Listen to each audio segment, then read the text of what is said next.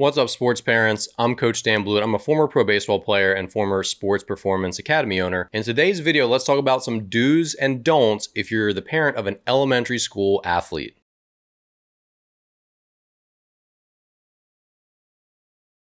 All right, so young athletes, they're just embarking on their journey. They're learning, about their bodies, about the mental demands of sports, all this different stuff. There's a lot of things to consider. But, for you as a parent, especially if you weren't a big athlete yourself, you might be saying, what's the right thing to do? What track should I get them on? What should I look for in a program that's going to, help them develop and enjoy the sport and get better and succeed, whatever their aspirations, become. So let's talk about some of the do's and don'ts for you as a sports parent of an elementary school athlete. All right, number one, definitely do let them sample lots of different sports. Even go into some of the quirky, weird ones. If they have curling or they have badminton, tennis, racket sports, lacrosse, soccer, football, whatever. Pick the sports that make you feel comfortable from a safety perspective. I know hockey and football are very physically demanding, so those might not be right for you and your kid and your family, but consider lots of different sports that are going to be challenging in different ways athletically, then are also going to be mentally challenging in different ways. So let them sample lots of sports. Don't get them stuck into just basketball or just tennis or just figure skating or just swimming. Let them pick lots of different things so that they can develop as an athlete and get a great foundation as an athlete, and then pick later on if they want to hone down and just do one sport, when high school rolls around and they maybe want to play in college. Number two, definitely do let them have unstructured play. So it's a very helicopter-y kind of environment now with youth sports where every time a kid, is out there practicing, it's under the supervision of adults. It's a structured practice. It's 2 to 4 p.m. and, we're going to have all these soccer drills and these basketball drills, whatever. Let your kids get time in the backyard with a buddy or by themselves kicking a soccer ball around. Let them still experience their sport as something that they play and that they enjoy, and then they can sort of make rules and bend rules themselves rather than always, this is how it has to be, this is when you have to be there, this is how you have to dress, these are the drills we're going to do. Just don't allow sports to be too serious too young. Let them stay on their own pace with it. Let them experience the sport as they want, and you do that by giving them less structure and letting them play. Number three, this is a big don't, and I kind of touched on this in the first one, but don't make them pick a sport too early. So even if they're sampling, there is maybe going to come a time when they do want to pick one sport. And you might be saying, well, when is that? Is it 12? Is it 13? Is it 14? Is it 15? It's high school. So at 15 or 16, that's probably the right time to say, hey, if I really want to play in college, I probably can't play 3 sports because I'm not going to have enough training time to be as good as I need to be to get recruited. So it might be time to pick just one. And that typically happens at 15 and 16. There are some kids that will play multiple sports all the way until the end, but it depends on the size of the school and how good they are and all this stuff and how good of an athlete you are. You'll see like Major League Baseball players and NBA players who played 3 sports all the way through high school.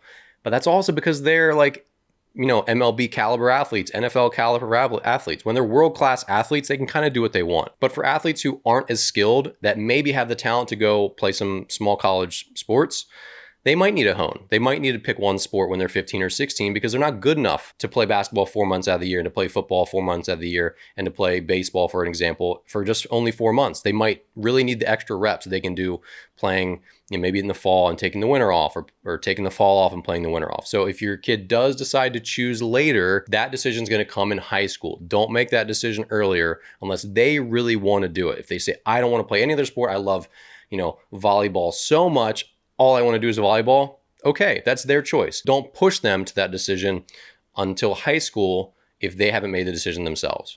Number 4, don't project on them. I've seen this a lot where kids who are not that good hit a growth spurt and become very good. I've seen kids who are very good when they're young become not that good when they're older. So really don't get ahead of yourself and don't start filling your kid with tons of expectations and pressure like, oh, you're going to be the next, LeBron James, you're going to be the next, Mia Hamm. Don't put that on them. It's going to put pressure. It's going to make it feel different. Now, there's obviously ways to be super encouraging, be like, Matt, wow, you look like LeBron James out there on the basketball court tonight.